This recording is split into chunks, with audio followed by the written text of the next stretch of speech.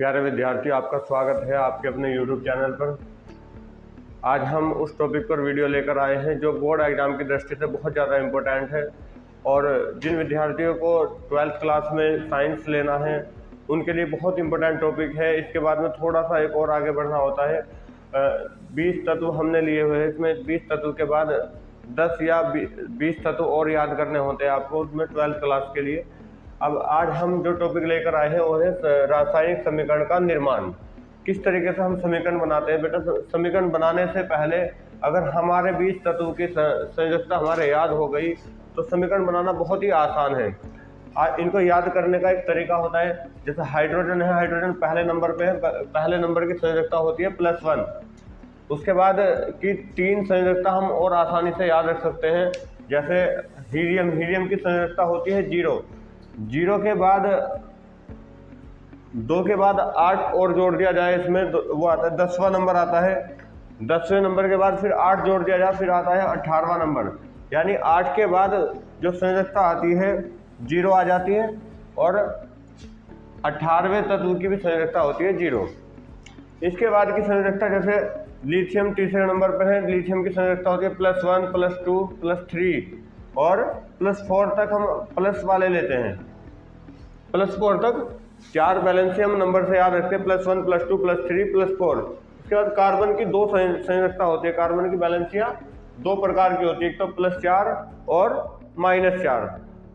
इसके बाद नाइट्रोजन की बैलेंसी होती है -4 के बाद इससे कम किया, 1 कम किया, -3 आ गया, फिर 1 कम किया, -2 आ गया, 1 कम किया, फिर -1 आ गया। फिर उसके बाद 0 जो मैंने अभी तुम्हें बताया कि 18 के 2 में 8 जोड़ने पर 10, 2 10 और 18, इन 3 नंबर पर जो बैलेंसी होती है वो 0 होती है। और इन 3 नंबर वाले तत्व को बोला जाता है अक्रिय गैसें। किसी के साथ क्रिया नहीं करते हैं, किसी के साथ समीकरण नहीं बना सकते। फिर इसके बाद 11वें नंबर की संयोजकता होती है +1, 12वें नंबर की +2 +3 +4 करके संयोजकता होती है। फिर +4 के बाद जो संयोजकता स्टार्ट होती है -3 से होती है, -3 -2 -1 और फिर हमारा 0 आ जाता है। ऐसे ही करके हमने 19वें नंबर की संयोजकता +1 और 20वें नंबर की संयोजकता +2 होती है। अब लगभग सभी तत्वों के जो प्रतीक होते हैं वो उनके नाम के पहला अक्षर होता है लगभग। अब इनसे समीकरण कैसे बनाते हैं। जैसे हमने सोडियम क्लोराइड का निर्माण करना, साधारण नमक का Na+Cl। अगर हमें सोडियम की और क्लोरीन की बैलेंसी का पता है, बहुत आसानी से हम समीकरण बना सकते हैं। सोडियम 11वें नंबर का तत्व है, सोडियम की बैलेंसी है +1। सोडियम की बैलेंसी +1, तो इसको बैलेंसी को बच्चों हमने +1 ऐसे करके लिख लेना। और क्लोरीन की बैलेंसी होती है 17वें नंबर पे क्लोरीन होता है, क्लोरीन की बैलेंसी होती है -1। अब समीकरण इनका किस तरीके से, इन तत्व से हम एक यौगिक का निर्माण करते हैं। +1 और -1 जब दोनों बैलेंसियां बराबर होती है तो कोई भी बैलेंसी एक दूसरे के पास ट्रांसफर नहीं होती और सिंपल एक साधारण सा तत्व यौगिक बना लेती है NaCl।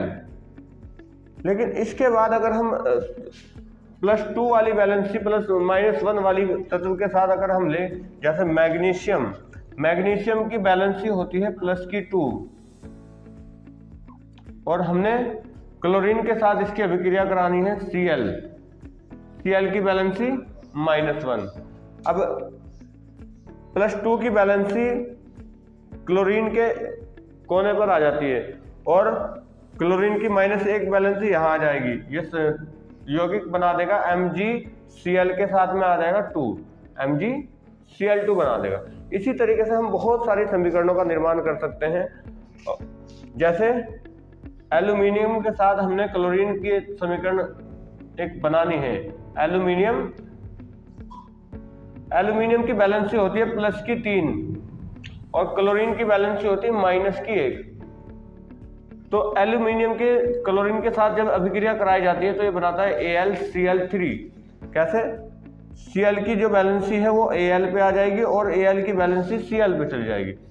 Al की बैलेंसी कितनी थी? 3 थी और Al की बैलेंसी आ गई +3 यहाँ। और एक बैलेंसी कभी भी ट्रांसफर नहीं होती, एक को कभी लिख के नहीं दिखाया जाता।